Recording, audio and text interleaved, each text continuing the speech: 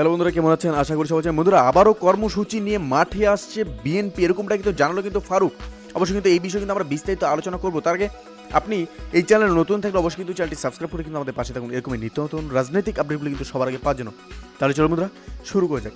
Chair পতনে এবং সরকার পতনে আবারও কর্মসূচি নিয়ে বিএনপি মাঠে আসছে বলে জানিয়েছেন দলটির চেয়ারপারসনের উপদেষ্টা জয়নুল আবদিন ফারুক।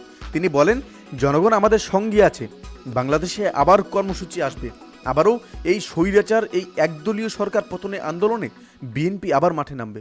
অক্ষরে অক্ষরে সব কিছুর হিসাব নেওয়া হবে।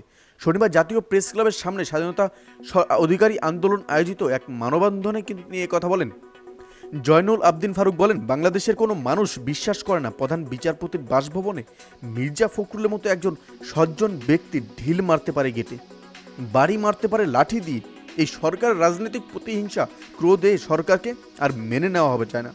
এই সরকার মানুষের সেবা করতে জানে না।